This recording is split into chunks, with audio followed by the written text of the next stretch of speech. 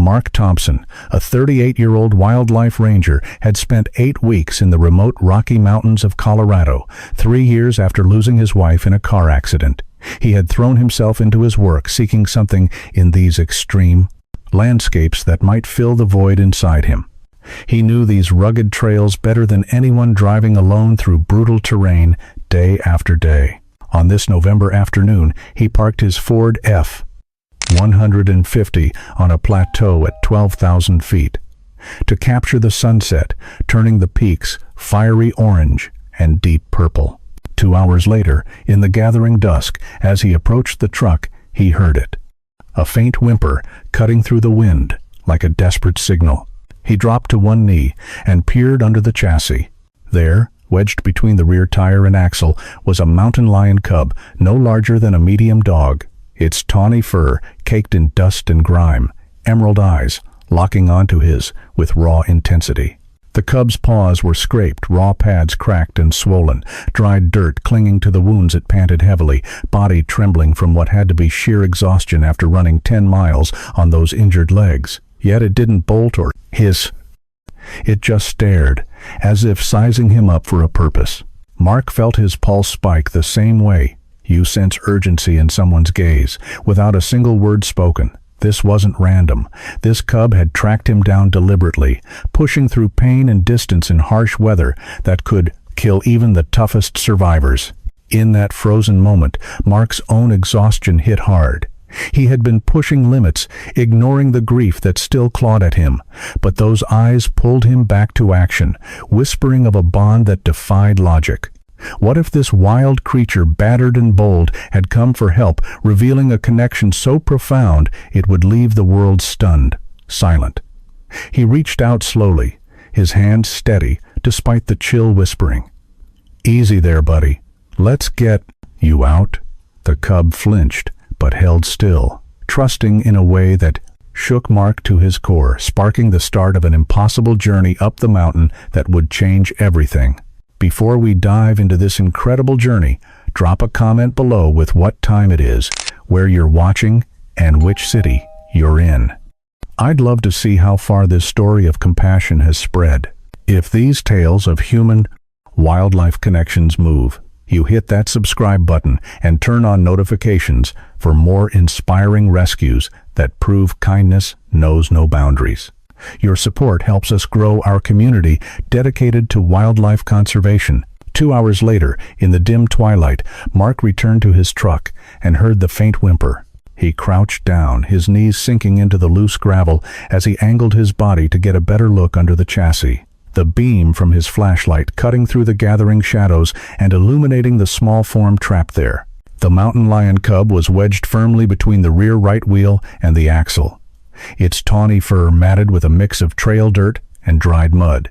The coat dull and clumped, making the cub appear even smaller than its actual size, which was no doll, bigger than a medium dog. The paws dangled awkwardly, the pads swollen and cracked from repeated impact on sharp rocks. Dehydration evident in the way the cub's sides heaved with each breath, the tongue lolling out, dry and rough, but those emerald eyes burned with a resolute spark that pinned Mark in place, the cub making no move to flee or bare its teeth, instead holding still as if it knew escape wasn't the goal here. Mark kept his movements deliberate, avoiding any sudden jerk that could trigger instinctual panic, and he spoke softly, in that calm American English voice he had honed over years of handling injured animals, the tone low and even like a steady hum, designed to reassure without overwhelming. "Easy there, little guy. Let's get you out safely." And the cub watched him with an intensity that bordered on uncanny, its head tilting slightly, as if processing the words, or at least the intent, behind them, waiting to see if this human grasped unspoken plea hanging in the air between them. He reached into the truck cab for a thick wool blanket, one he kept for emergencies, unfolding it slowly to create a soft barrier, and inched closer, his free hand extended palm up in a gesture of peace, the cub's whiskers twitching, but its body remaining relaxed enough to let Mark slide the blanket beneath it, gently maneuvering to loosen the wedged position without causing further harm. the process requiring minutes that felt like hours as he tugged lightly, adjusting angles, until the cub slid free into the blanket's fold. The fabric absorbing the weight with a soft rustle. The release, bringing a visible change in its posture, no longer tense from the confinement. While tending to the last paw, Mark noticed the cub's behavior shift. It would pause in its drinking or cleaning to lift its head, eyes fixing on a specific point up the mountain, a rugged ridge silhouetted against the darkening sky, and then it let out a vocalization, sharp and urgent, not a fearful cry of a lost animal, but a call that carried purpose, echoing faintly off the surrounding rocks, as if urging Mark to pay attention to something beyond the immediate moment.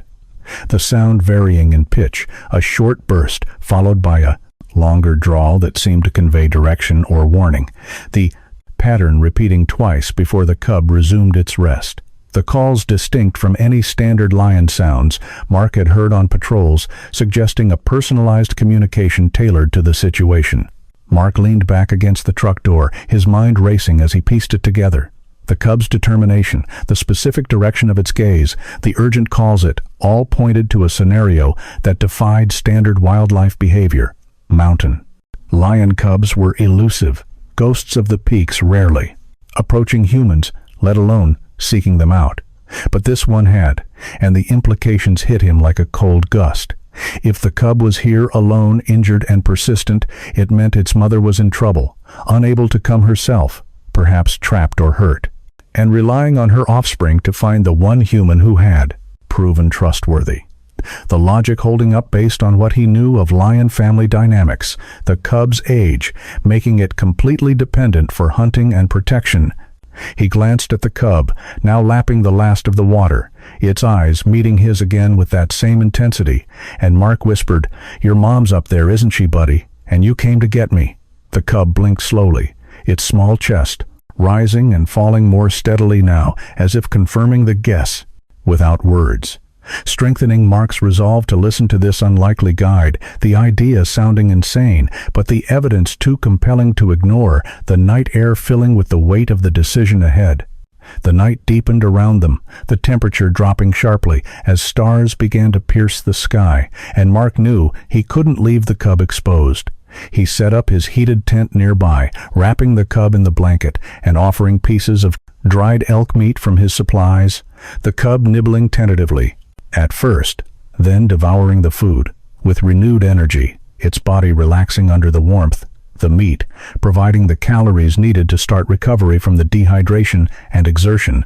As the cub settled, Mark sat nearby, his thoughts swirling around the events of the day, the whimper that had drawn him in, the trust that had allowed the cleaning, and now this persistent focus on the mountain.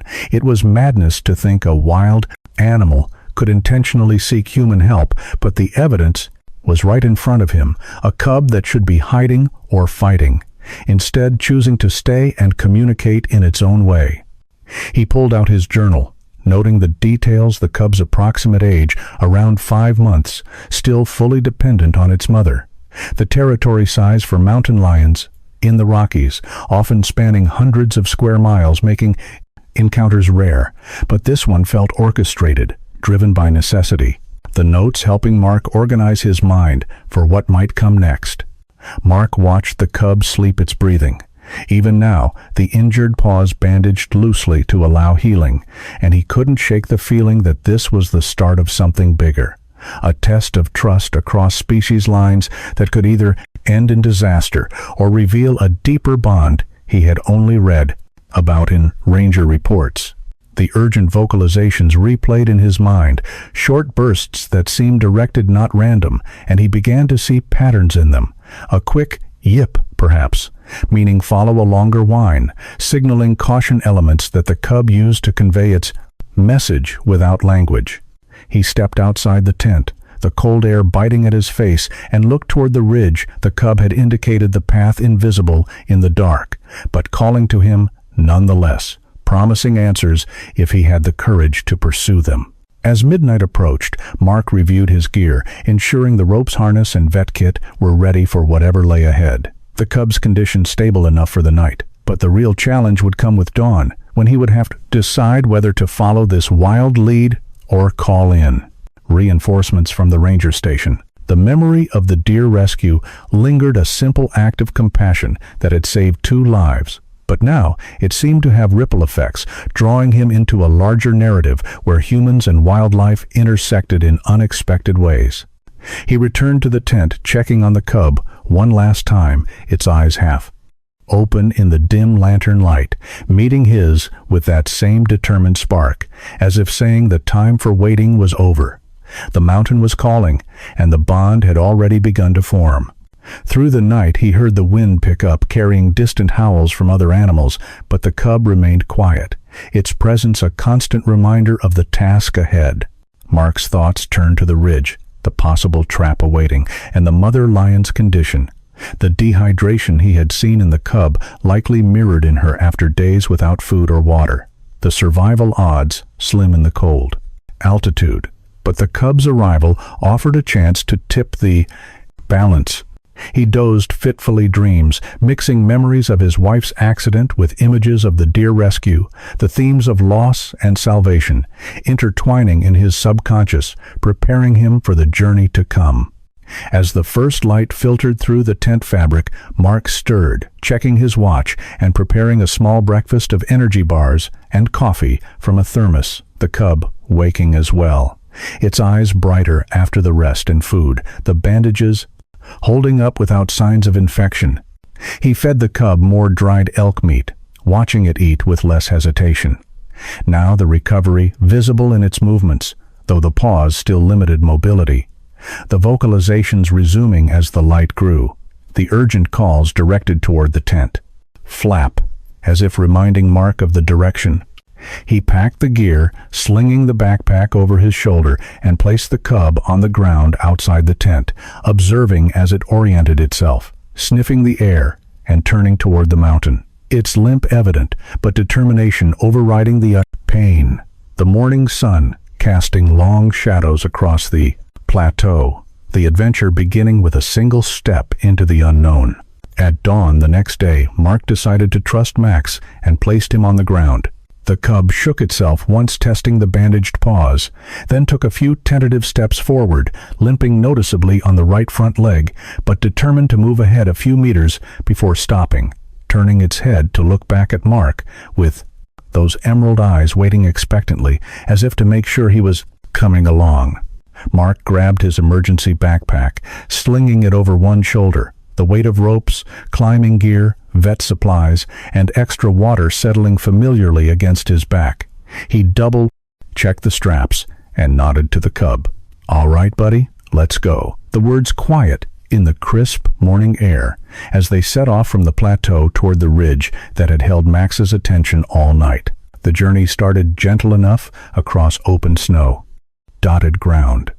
But within the first mile, the terrain shifted into something far more punishing. Narrow ravines cut deep into the mountainside, forcing Mark to scramble down loose scree and back up the opposite side, his boots slipping on ice-covered rocks, while Max navigated the drops with surprising agility, despite the limp leaping from boulder to boulder, pausing at each crossing to check Mark's progress. They reached the first frozen stream, an icy ribbon snaking through the valley. The surface cracked, but solid enough to bear weight. Mark tested it with one foot, then crossed quickly, the cold seeping through his boots as Max padded across. Without hesitation, the cub's paws leaving small prints in the thin snow layer on top. The climb steepened after that, the path narrowing to a goat trail along a sheer drop, Mark's hands gripping exposed rock for balance, gloves tearing on sharp edges, fingers going numb from the cold. He pulled them off briefly to warm them against his body, then pushed on the altitude already, burning in his lungs, each breath coming shorter as the oxygen thinned his legs, trembling with the effort of lifting his weight step after step while Max moved ahead a few paces, then stopped, vocalizing a short, sharp yip that Mark interpreted as, "Come on," the cub's ears flicking forward, waiting, until Mark caught up before continuing the pattern, repeating every 20 or 30 yards. Halfway up the ravine, the route became a series of steep ledges, Mark had to scale hand over hand, using the ropes from his pack to create temporary anchors, wrapping them around sturdy boulders and testing each hold before committing his weight, the effort, drawing sweat under his layers, despite the freezing air, his heart pounding in his ears as he hauled himself higher.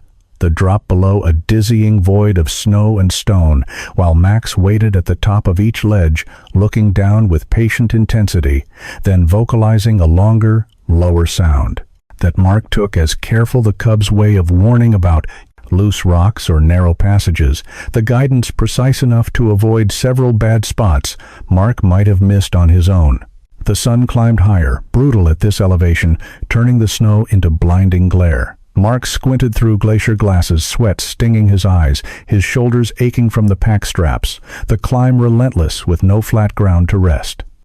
The cub always moving forward, limping, but never slowing its pace, as if it knew exactly how much time they had before the mother's condition worsened. Mark's legs burned with lactic acid, each step a battle against gravity.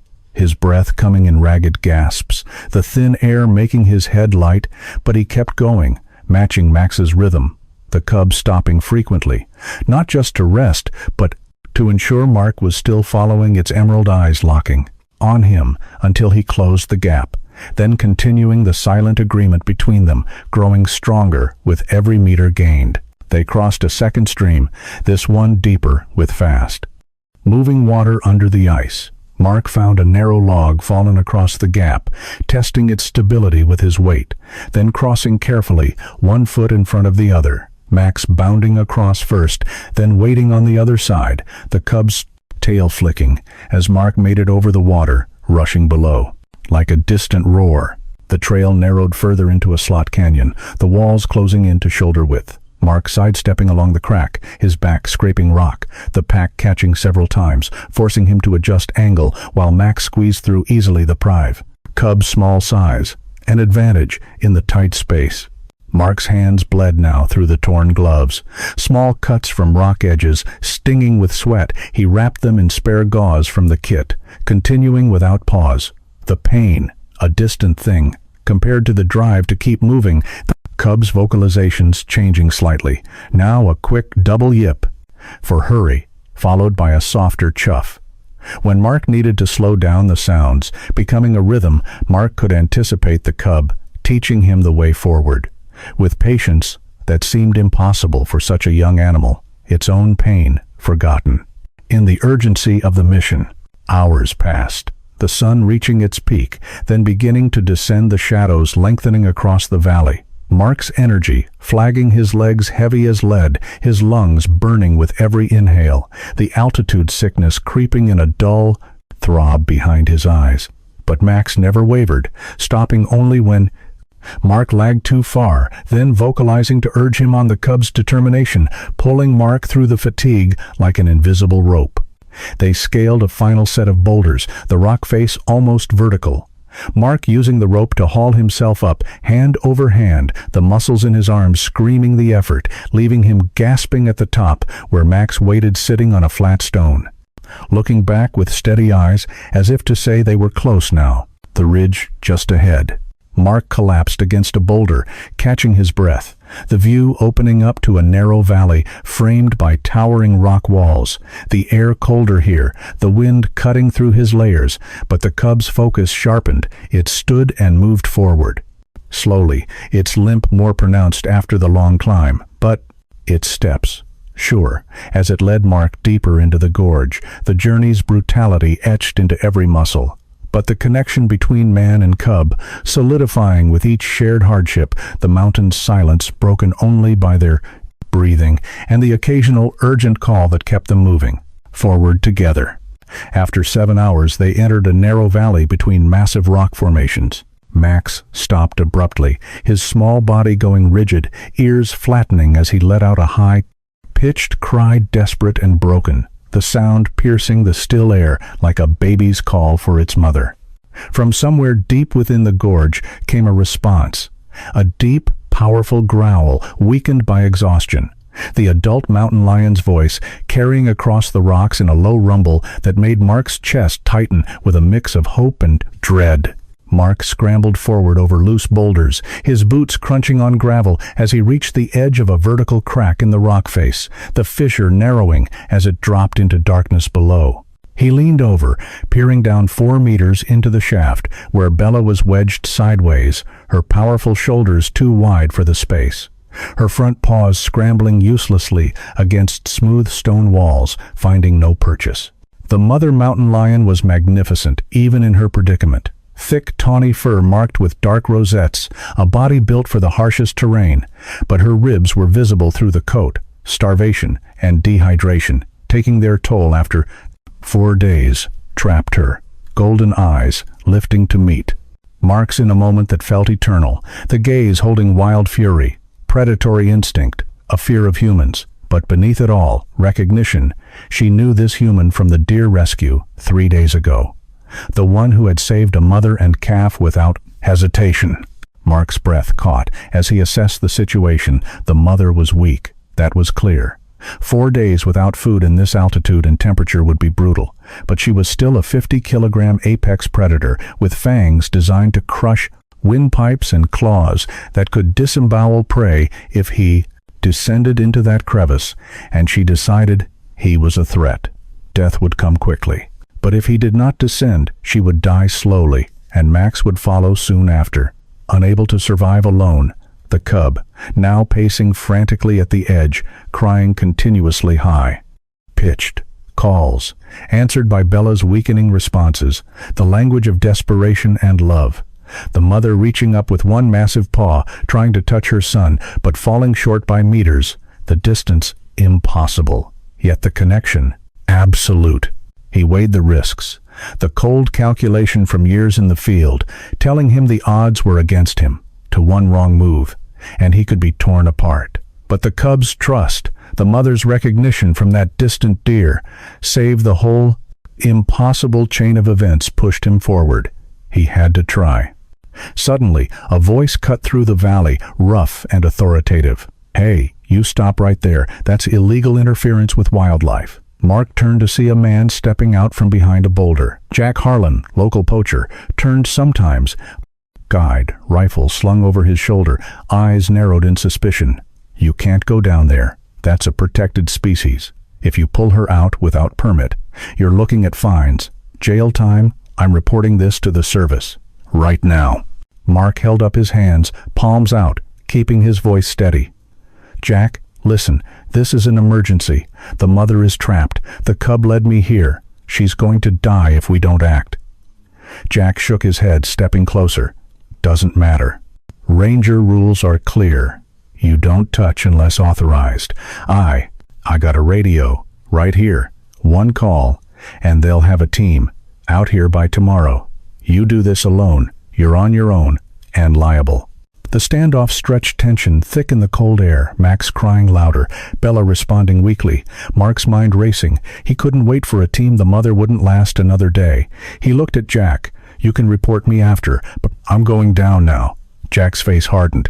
"You're funeral kid, but I'm not helping, and I'm not stopping you either." The poacher stepped back but stayed watching, phone already in hand. Mark turned back to the crevice, ignoring the threat, unpacking his climbing equipment, laying it out methodically on the rocky ground. Max watching with that same intensity, as if understanding exactly what he was doing and willing him to succeed. He found 2 massive boulders embedded in the mountainside, creating anchor points, wrapping the rope around them multiple times, testing the anchors with his full body weight, bouncing, pulling, ensuring they would hold under the strain of lifting a 50-kilogram predator. Satisfied, he clipped into his harness and approached the edge of the crevice, Bella, watching his every movement, those golden eyes never blinking. Mark took a deep breath of the thin mountain air and began his descent into the darkness. The crevice swallowing him as he lowered himself, the walls pressing in on both sides, cold stone that smelled of minerals and ancient ice. His headlamp beam bouncing off the tight confines, creating shadows that moved and shifted with each small movement. The temperature dropped with every meter, the cold seeping through his layers below him. Bella's breathing grew louder, a rhythmic sound punctuated by occasional low growls that vibrated through the stone itself. Mark forced himself to breathe deeply, to move with deliberate care. One hand, one foot, then the other, methodical, controlled. Not thinking about the predator below, not thinking about the 4-meter drop beneath his feet. Just move. At 3 meters down, he could clearly see the details of Bella's predicament. The mother's front right leg bent at an uncomfortable angle, wedged against one wall where she had tried to brace herself, her left front paw showing claw. Marks where she had scraped repeatedly against smooth stone, trying and failing to find purchase. The magnificent thick winter coat, matted with mud and saliva, from attempting to groom herself in the confined space. Most alarming were the visible ribs beginning to show through that thick fur. 4 days without food had already begun the brutal process of starvation in an animal that needed enormous calories to maintain body temperature at this altitude.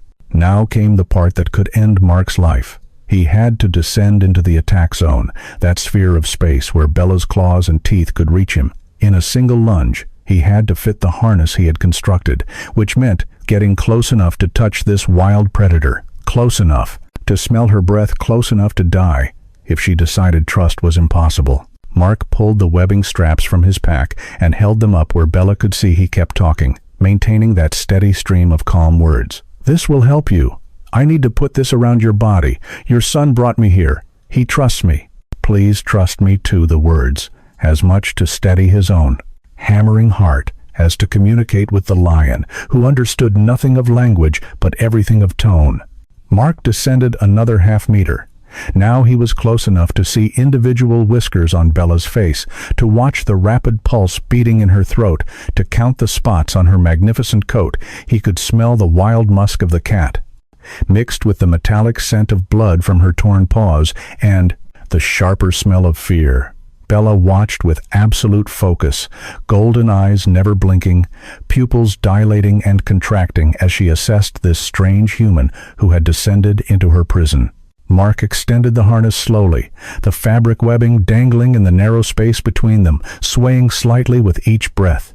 He took Bella's eyes, tracked its movement with the focus of a predator, watching prey, her muscles tensed. For a heartbeat, Mark thought the cat would lunge, would attack. He would end this insane rescue attempt in blood and screaming. But then Bella did something that Mark would replay in his mind for the rest of his life. She lowered her head just slightly, barely perceptible, but it was permission, it was consent. It was trust given by a creature who had every reason to refuse it. Mark secured the harness with a carabiner and immediately retreated, ascending quickly to give Bella space to process what had just happened. Only when he was 3 meters up did he allow himself to exhale fully, his entire body shaking now. Adrenaline flooding his system so intensely he felt nauseous. He had just harnessed a wild mountain lion. He had just survived what should have been impossible. Bella shifted in the harness below, testing it, and for a moment Mark's heart stopped as he feared the cat would panic, would thrash, and injure herself further. But the mother seemed to understand, or perhaps was too exhausted to fight. She settled into the webbing with a sound that might have been resignation or might have been relief. With Bella free and reunited, wind howled, announcing the incoming blizzard. On the evening of the 4th day, as Mark prepared tea, Bella approached 15 meters with Max. She stopped at a safe distance, her massive form silhouetted against the fading light. The cub pressed close to her leg, drawing courage from her presence. The two lions sat down in the snow and looked across the space that separated their worlds. 3 pairs of eyes met in the dying light, golden eyes, ancient with the wisdom of wild things, emerald eyes, young and curious, impossibly trusting, and Mark's brown eyes filled with wonder at what he was witnessing. The moment stretched, the wind died, the world seemed to hold its breath, and then Bella made a sound, not a growl or a cry, but something softer, a chuff, the low, throaty vibration big cats use to communicate with family members, with those they trust. Mark had read about it in years of studying these animals, but he had never imagined he would hear it. Directed at him, the sound bypassed his analytical brain and went straight to some deeper place, some primitive understanding that needed no words. Bella was saying something, maybe acknowledgement, maybe goodbye, maybe simply, I see you and I recognize what you did for us. Mark set down his cup of tea with trembling hands. He looked at Bella at those golden eyes that held his gaze steadily, and he made the sound back his human vocal cords, producing a poor imitation, rough and awkward, but carrying the right intention. I see you too. I am honored by your trust. I will remember this, always. Bella's ears flicked forward, a sign of attention and perhaps recognition for another long moment. They looked at each other. Woman and wildcat, separated by biology, but connected by something that transcended species. Then Bella turned with fluid grace, her cub following close behind. But before they disappeared into the gathering darkness, Max looked back over his shoulder, just once a glance that carried weight that said, I remember you. I will always remember what you did for us. Mark did not sleep well that night. His mind replayed the moment over and over, the chuff, the look, the sense of completion and closure. He understood that it had been a goodbye. Bella was strong enough now to leave, to reclaim her territory, to resume the life that had been so violently interrupted by her fall into the crevice, and Mark needed to let them go. His presence, however, tolerated, was still an intrusion into their world. The best thing he could do for them now was to leave, to return to his own life, and to carry the memory of what had happened here like a treasure more precious than any photograph or video could ever capture. He set up camp in the same valley where he had pulled Bella from the crevice 5 months earlier. It was sentimental and stupid, and Mark did not care. He unpacked his gear and organized his camp with the same meticulous attention to detail he always brought to field work as evening approached and the temperature dropped toward the chill of an early spring night. He built a small fire, not for warmth, really. His equipment was good enough to keep him alive without it, but for comfort, for the primitive human need for light against the darkness. And he waited. He did not know what he was waiting for. Maybe nothing, maybe closure, maybe just the peace of being back in the place where the most extraordinary thing in his life had happened. As the video gained traction, authorities investigated Jack Harlan's interference. The footage clearly showed his presence at the site, his warnings and threats to report the rescue as illegal wildlife interference. The U. Fish and Wildlife Service reviewed the clip alongside ranger reports and witness statements from local guides. The investigation concluded that Harlan had knowingly attempted to obstruct a legitimate emergency rescue of a protected species, in violation of federal wildlife laws under the Endangered Species Act and state regulations governing mountain lion protection. Mark returned to the valley one last time. In late summer, the air warm with wildflowers blooming across the slopes. He hiked the same route, the ridge now familiar, the crevice sealed by fallen rocks, a scar on the landscape, but no longer a prison. He sat on the flat rock where the marmot had been left. 5 months earlier, no new gift waited, but the silence felt different, peaceful. The mountain accepting his presence without tension, he spoke quietly into the wind. Thank you again.